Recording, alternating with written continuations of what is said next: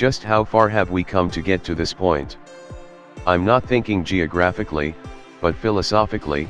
The geography of this morning's 90-mile drive to Salisbury Plain has merely provided the evidence.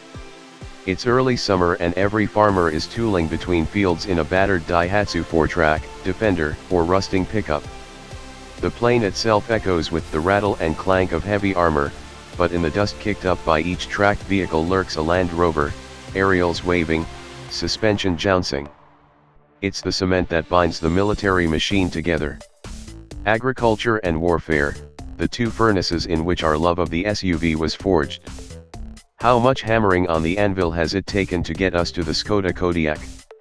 The Mini Countryman? Can you imagine either loaded up with sacks of fertilizer and collies? Of course not. We are the great pretenders, and car manufacturers have repurposed the rugged utility vehicle to match our heart's desires. These are family cars.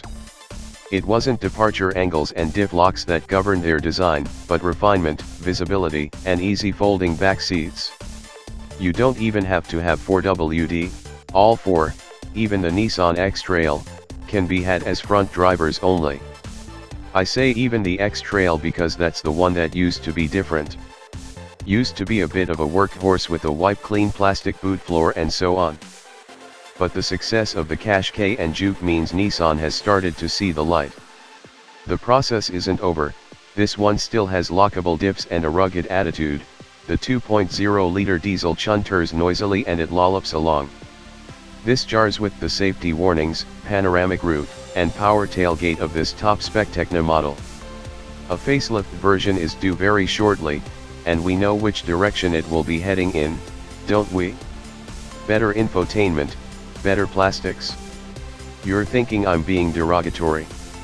I'm not, this cultural shift is only right and proper. Cars have to move with the times, to give the populace what they want. I don't mean to make them sound like a political movement, but I don't want an old Defender to shift my family around in. I want a Skoda Kodiaq. Honestly, it's so civilized. There are smart plastics up front, generous legroom in the back, and a boot of unmatched square footage. It cruises comfortably and this one is sporting the latest must-have accoutrement, a petrol engine. A mere 1.4 liters, for heaven's sake. To deal with this confluence of crossovers, a proper introduction is needed. 30 grand is the sweet spot for do-it-all family cars these days. Or, expressed in a more relevant way, about £300 per month for a car that'll commute quietly, soak up endless school sports bags, handle the camping holiday to the lakes, deal with that awkward curb at the entrance to the supermarket and make the Zafira-equipped neighbors spit feathers with envy. Your first answer to this conundrum might well have been Discovery Sport, but then you saw the price, so now you're turning Japanese. Or Germano-British. Or Germano-Czech. What makes the Skoda Kodiaq so instantly appealing is the knowledge that it's, well, a Skoda. These days, that means a VW with added space and value, and, hey, that sounds like a pretty good premise for a family SUV. It's largely the same as a VW Tiguan underneath, but the MQB platform's wheelbase has been stretched by over 100 mm. For under £30,000, you can have a 150 bhp petrol 4x4 in high-spec SEL trim with 7 seats, although I'd be tempted to stay within budget by dropping a spec level, adding a DSG gearbox and switching to diesel. I know, controversial. So that's why we wanted the Kodiaq as a petrol representative here. What's it like compared with a diesel? How efficient? How torquey? Has the time come to abandon oil burners? More on that soon. As already discussed, the X-Trail is more traditional and looks set to be given a hard time by the new Mazda CX-5, which seems good value at £28,695 in 2WD 150 bhp Sport NAV trim. The 177 bhp 4WD Tecna X-Trail tested here retails at £35,055, but step down a trim level or two and you'll reach a point where the kit/cost trade-off makes much more sense. Then there's the Maxi Mini. Based on a BMW 2 Series Active Tourer, don't forget. It's the shortest and lowest here, so makes no great play for practicality, but if driver enjoyment features anywhere on your radar, well, 29,565 pounds buys you a 190 bhp Cooper SD and a 0.62 mph time 2 SECS quicker than anything else. Now, we need to talk about roof boxes. Because if you're considering the Mini Countryman and you have a brace of children, you're gonna need one. In fact, even with the 500-liter Thule on top, the Mini still doesn't have as much capacity as the Kodiaq or the X-Trail. The boot is not only small, but awkward to load in the pinch zone between sloping tailgate and reclined back seat. Spend 300 pounds on the sliding rear seats if you must, but all you get is an either/or solution. Passengers fare better than luggage, but any that had sampled one of the other cars here would be unlikely to return to the Mini. Special mention to the X-Trail for its stadium seating, which places rear seat occupants a tier higher. Lanky adults might complain about a lack of headroom, but junior travelers will love the height and view out. The Mazda? Not as big as the X-Trail, and darker in the back due to those small quarter light windows. The Kodiaq? Well, that has the potential to change the face of this class. Not just because it's the biggest and best packaged, but as an object it's more desirable than the others, more modern, better thought out, better quality. What does it remind me of? An estate. Just one you get across into, not down into. It's the lack of compromise that sets the Kodiaq apart as a static object. It's just more habitable than the Japanese, doesn't see any reason to pretend it has off-road roots. Meanwhile, the Mini can't get over the fact it's a Mini. It's there in every toggle switch and chrome swish. But these design tropes sit awkwardly in what feels like it ought to be a relatively grown-up and mature car. It just looks and feels a bit wrong. Juvenile fun for the family man, a pastiche of practicality. So, confronting them all in the showroom, I think you'd come away thinking, as a sensible family type who wants an affordable, well-built, spacious, and desirable family SUV, why wouldn't I have the Skoda? It just feels very complete. And it's the same when you start driving. They're all wholly predictable, in fact.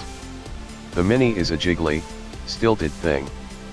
It rides like it's running along hot coals, on tiptoe and slightly anxious.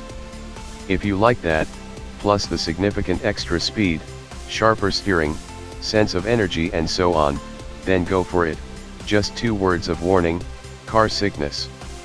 I'm not convinced your passengers will enjoy the experience as much as you. Why even bother trying to get some sporting satisfaction out of an SUV? It's a compromise that's doomed to fail. Better to all be in it together, surely. As mentioned earlier, the Nissan comes from the opposite angle. It tries to put on a sheen of civility, but it looks out over the grass and fields and mud with a sense of yearning. Its boot craves the echo of yapping collies. But it's a halfway house, neither fish nor fowl. A full suite of lane keep this and radar that attempts to convey the impression the X-Trail really cares about your family's safety, but the driving impression is of a roly-pudding of a thing with a droning diesel, a ponderous manual gearbox and an inability to achieve 40 mpg or anything close to that. Around 35 mpg overall. You could bash about in the Mini, bash being the operative word, given the ride's attitude to comfort, and not drop below 42 mpg. The Mazda spurned fuel even more assiduously, returning 46 mpg. But here's the key point: the petrol Kodiaq bettered the X-Trail, 38 mpg, even though it needed to be worked hard. Because no matter which way you cut it, a 1.4 pulling along 1,578 kilograms of 7-seater is going to be working up a sweat. Imagine what it's like with a full load on board.